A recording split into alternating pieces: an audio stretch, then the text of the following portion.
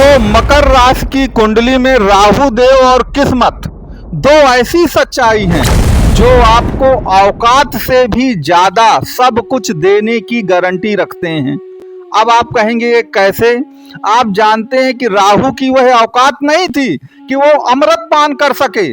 समुद्र मंथन में दैत्यों की वो औकात नहीं थी कि वास्तव में वो अमृत को पा सकें। लेकिन राहु का विजन हमेशा अपनी औकात से बढ़ करके होता है और उसने अमृत प्राप्त कर लिया, जबकि राहु की तो ऐसी कोई औकात ही नहीं थी।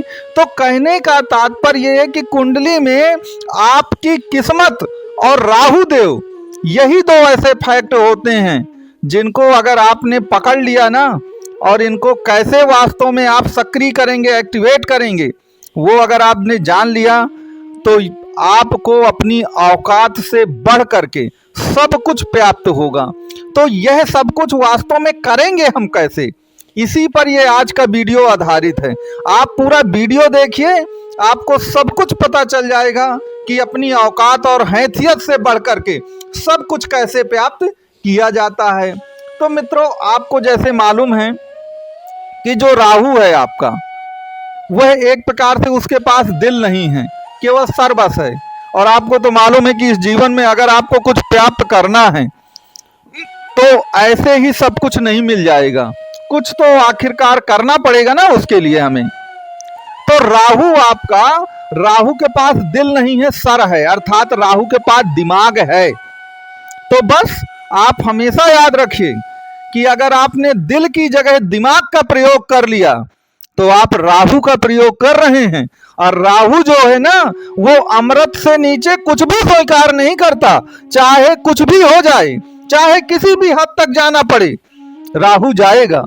तो जिस दिन आप यह निश्चय कर लेंगे कि मैं दिल से नहीं, हर काम अपने दिमाग से करूंगा, और दिमाग क्या है, आपकी बुद्धि भी है, क्योंकि राहु तो कटा हुआ सर है, तो राहु के पास दिमाग और बुद्धि बहुत ज्यादा है, दिल नहीं है उसके पास।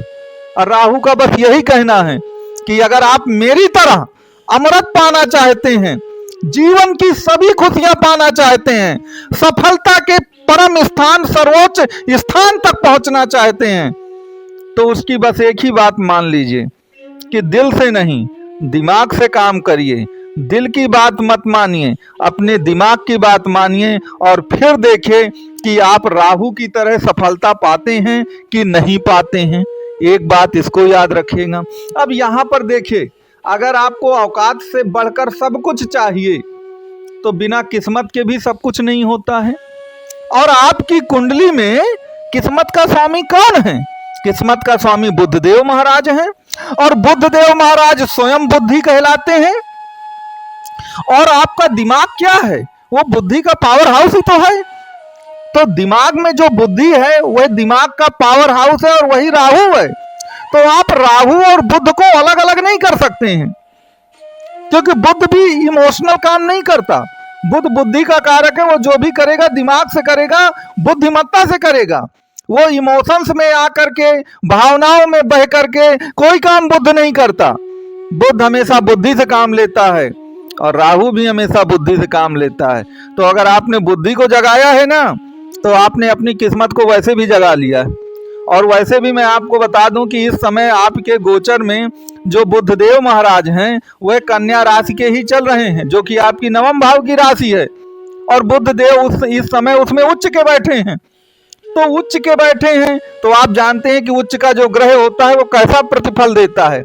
और उसमें भी जो सबसे आपके लिए बहुत ही अच्छी बात है कि बुध के जस्ट सामने आपके थर्ड हाउस में, जहां मीन राशि पड़ती है, वहां राहुदेव बैठे हैं।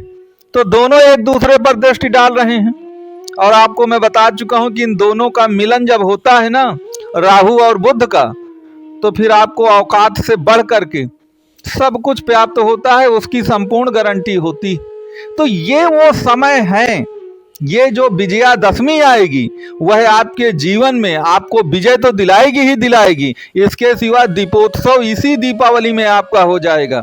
बस आपको केवल बुध और राहु को कहीं से भी खोना नहीं है, इस बात को ध्यान देना है। अब यहाँ पर एक बात आप और गौर करिए कि आप अपनी कुंडली को खोलिए।